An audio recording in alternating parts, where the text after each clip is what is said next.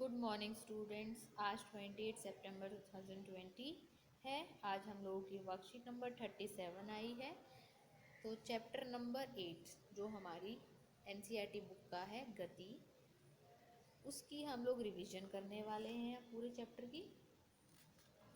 तो इसमें देखो, किसी वस्तु की स्थिति में समय के साथ परिवर्तन आता है तब हम कह सकते हैं कि वो वस्तु गति में है। ठीक है। तो मतलब कि अगर आप ए पॉइंट पे हो, फिर थोड़ी देर बाद बी पॉइंट पे, सी पॉइंट पे ऐसे जाते जा रहे हो, तो इसका मतलब है कि आप गति में हो, मतलब आप एक विराम अवस्था में नहीं खड़े हो। तो गति की अवस्था में वस्तु की गति को समझाने में हमें किन चीज़ों की ज़रूरत पड़ती है? चाल की ज़रूरत पड़ती है, वेग की ज़रूरत पड़ती है और त्वरण। तो ये भौतिक राशियाँ हैं जिनसे हम ये बता सकते हैं कि वो वस्तु गति कर रही है। ठीक है। तो आप जैसे दूरी दूरी है, इसको कैसे बताओगे कि ये दूरी है? दूरी और विस्थापन में क्या अंतर बताओगे आप अगर पूछा जाए तो? दूरी क्या होती है? वस्तु द्वारा तय किए गए पथ की सबसे वास्तविक लंबाई होती है। ठीक है। वस्तु द्वारा तय किए गए पथ की वास्तविक लंबाई होती है। इसका SI मात्रक मीटर होता है। विस्थापन क्या होता है? किसी पथ के प्रारंभिक और अंतिम वेग के बीच में जो सबसे छोटी लंबाई होती है ना, उसको हम बोलते हैं विस्थापन। जैसे कि मान लो कि ये एक पार्क है, ये ए पॉइंट है, मैं चलते चलते चलते चलते वापस इसी पॉइंट पे आ गई। ठीक है। ये ए बी सी, ये पॉइंट्स है सी डी। ठीक है। अब ये देखो, ये तो आपको बता रहा है दूरी, जिसकी ये पूरे रास्ते सबसे वास्तविक लंबाई है। ठीक है। अगर आप ए पॉइंट से सी पॉइंट तक जाते हैं तो ये देखना, इस लंबाई के कंपैरिजन में ये लंबाई क्या होती है? ये लंबाई क्या है? छोटी है। ठीक है। इसी को हम बोलते हैं विस्थापन। और दूरी क्या होगी? जब आप पूरे रास्ता चल के आ रहे हो, ये दूरी है। अगर आप इस पार्क में इस पॉइंट से इस पॉइंट तक गए तो ये विस्थापन है। ठीक है। इसका ऐसा ही मात्रक क्या होता है? मीटर होता है। अब करते हैं हम लोग चाल। वस्तु द्वारा तय की गई दूरी की दर, मतलब कि कोई वस्तु है, वो कितनी दूरी तय कर रही है, कितने टाइम में कर रही है, उसको हम बोलते हैं चाल। ठीक है। इसकी यूनिट होती है मीटर पर सेकेंड। आप लोगों को पता होगी क्योंकि पहले की वर्कशीट्स में भी डिस्कस कर चुके हैं। अब चाल और वेग में क्या अंतर है? चाल, वेग को भी हम v से लिखते हैं, चाल को भी v से लिखते हैं। तो इसमें क्या होता है? दिशा जो होती है ना, वो निश्चित दिशा में वस्तु की चाल, अगर निश्चित दिशा कोई वस्तु चाल दर्शा रही है, ठीक है, तो निश्चित दिशा में दर्शा रही होगी। अगर वो सीधी ऐसे सीधी जा रही है तो सीधा, अगर उल्टा जा रही है तो मतलब उल्टा जा रही है। जैसे गाड़ी सीधी ही जाती है, फिर उसमें रिवर्स गियर लगा के गाड़ी पीछे भी तो जा सकती है, तो उसकी दिशा है कि गाड़ी आगे जा रही है या पीछे जा रही है। ठीक है। तो ये क्या कहलाता है? जब निश्चित दिशा की बात आ जाती है, वस्तु उस समय चाल भी कर रही है, तो उसको हम क्या कहेंगे? वेग। और चाल में क्या होगा? निश्चित दिशा नहीं होती है। ठीक है। और ये ग्राफ्स हैं जो हमें करने हैं। अच्छा, इसकी ऐसा ही मात्रक होता है मीटर पर सेकेंड। ठीक है। अब देखो, यहाँ पे सीधा ग्राफ बन रहा है तो ये समान त्वर गति है, सीधी रेखा। अब यहाँ पे देखो, इस पॉइंट पे नेक्स्ट ग्राफ में यहाँ पर देखो, डिस्टेंस मान लो कि यहाँ पे 5 है। अब यहाँ पे टाइम T1, T2, T3, इन सभी टाइम पे देखो कि दूरी कितनी दूरी पे? 5 मीटर की दूरी पे खड़ी है। और फिर T2 टाइम पे भी 5 मीटर की दूरी पे है। T3 के टाइम पे भी 5 मीटर की दूरी पे खड़ी है। इसका मतलब ये है बच्चों कि यहाँ पे जो वस्तु है वो विराम अवस्था में खड़ी है, मतलब 5 मीटर के दूरी पे ही खड़ी है। तो आधे घंटे बाद भी वहीं मिल रही है हमें, 1 घंटे बाद भी वहीं मिल रही है, 2 घंटे के बाद भी वो वस्तु वहीं मिल रही है। इसका मतलब क्या है कि वो वस्तु चाल नहीं कर रही है। ठीक है। फिर आता है समान गति। इसका ग्राफ देखो आप, इसका टेढ़ा आ रहा है, ये असमान गति है। ठीक है, तो ये इसके ग्राफ हो गए। अब त्वरण में, आज त्वरण की बात करते हैं। त्वरण को हम किससे लिखते हैं? ए से लिखते हैं। ठीक है, ये ए से लिखते हैं। तो वेग अब आता है, वेग में परिवर्तन की दर को हम त्वरण कहते हैं। चाल में परिवर्तन की दर को नहीं बोलते, वेग में परिवर्तन की दर को त्वरण कहते हैं। इसका मात्रक होता है मीटर पर सेकेंड। ठीक है, तो वेग और समय के ग्राफ से हम क्या बता सकते हैं? त्वरण बता सकते हैं। ठीक है, तो ये समान त्वरण है, ये भी एक समान त्वरण है, सीधी रेखा में जा रहा है। अब यहाँ पे असमान त्वरण में देखो, ये आपको वेग मिल रहा है कि 10 मीटर पर सेकेंड है इसका वेग। अब देखो ब्रेक लगने के बाद क्या हुआ, टाइम के साथ में ये देखो गिरता जा रहा है नीचे।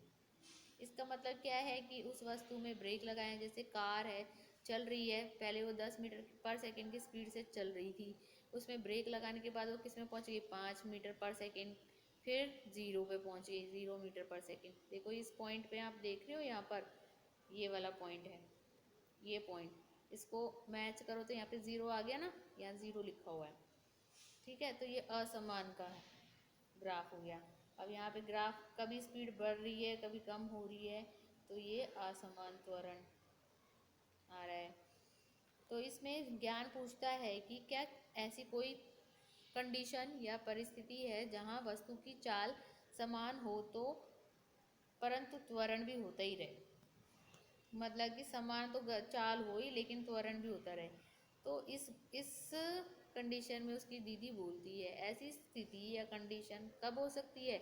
जब हम किसी गोल आकार पथ पर गति कर रहे हो, तब ही हमें चाल समान मिलती है और त्वरण भी होता रहता है। ठीक है, जैसे कि मान लो कि एक पत्थर को धागे से बांध के आप खड़े हो गए हो और उसको गोल गोल घुमा रहे हो, तो उसका जो पथ है वो कैसा है? गोल, वृत्त है। ठीक है, और समान गति से घुमा रहे हो, तो इस गति को हम बोलेंगे वृत्तीय गति। ठीक है, क्योंकि एक समान गति से आप घुमा रहे हो, एक समान वृत्तीय गति कहते हैं ऐसे। ठीक है, जिसमें चाल क्या होती है? समान होती है, लेकिन दिशा बार बार बदल रही है। जैसे यहाँ पे दिशा क्या थी उस पत्थर की? ऐसे जा रहा है, कुछ देर बाद वो ऐसे जा रहा है, तो ये देखो दिशा बदलती जा रही है। अगर आप उत्तर दक्षिण करते हो, यहाँ पे उत्तर दक्षिण करते हो, तो ये कहाँ जा रहा है? ये पॉइंट है, देखो इस पॉइंट पे देखो, यहाँ पे क्या होगी? गति कहाँ कर रहा है? ऐसे ऊपर करेगा, या इस पॉइंट पे आ जाएगा तो गति कहाँ करेगा? नीचे इस तरफ कर रहा है, तो लगातार उसकी स्थिति के साथ में क्या हो रहा है? दिशा बदल रही है। ठीक है, तो अब आप एक एग्जाम्पल तो ये हो गया कि आप वृत्तीय गति का, कि एक धागे को घुमा समान गति से, समान चाल से घुमाइए तो आपको वृत्तीय गति मिलेगी। अब एक समान वृत्तीय गति, जब एक वस्तु वृत्तीय पथ पर एक समान चाल से चलती है, तब उसकी गति को एक समान वृत्तीय गति कहा जाता है। ठीक है,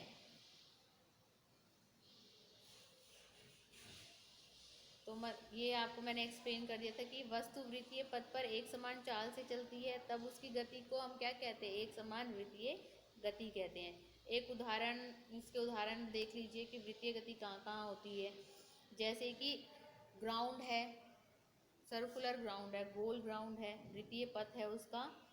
ठीक है, उस पे दौड़ते हुए धावक, ठीक है, एथलीट्स दौड़ते हैं ना, रेस लगाते हैं वो, और पृथ्वी के चारों ओर चक्कर लगाने वाली सैटेलाइट।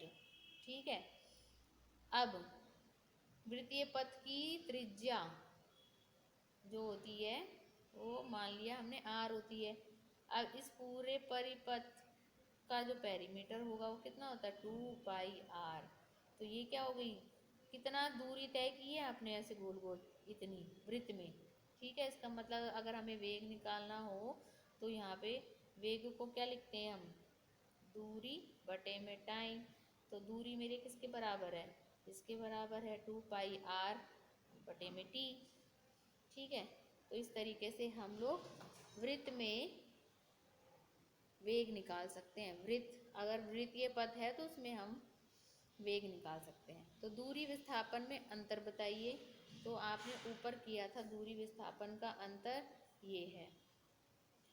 ठीक है, तो ये आप लिख सकते हो। इसके बाद है क्वेश्चन सेकंड, गति के तीनों समीकरणों को लिखिए। तो तीनों समीकरण कौन से हो गए जो आपने पिछली क्लास में किए थे? तीन समीकरण, ये तीन समीकरण हैं जो आपको लिखने हैं, सेकंड का आंसर है, ठीक है ये। इसके बाद है नेक्स्ट क्वेश्चन कि एक समान वृत्तीय गति के तीन उदाहरण लिखिए। एक समान वृत्तीय गति के तीन उदाहरण कौन कौन से होंगे?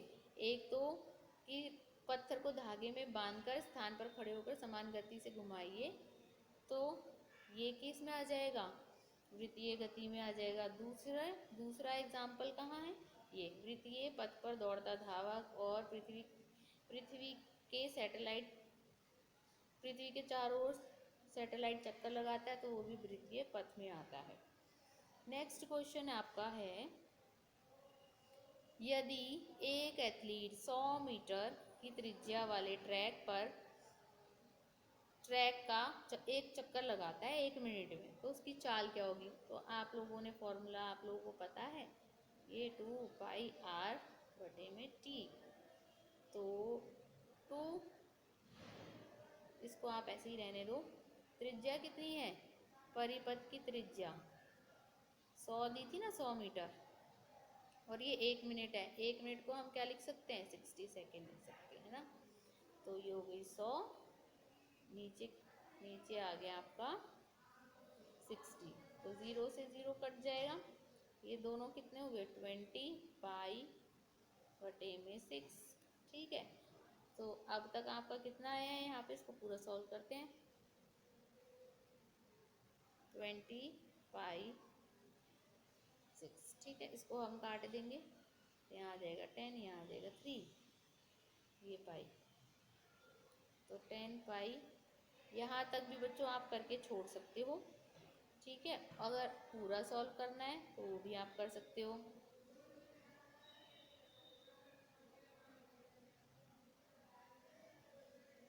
पाई की वैल्यू क्या होती है?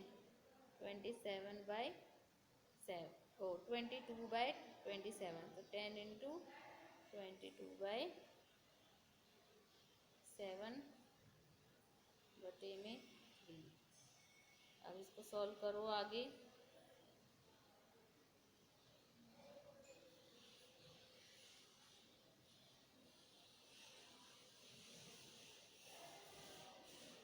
इसको काटेंगे, हमारा आंसर आ जाएगा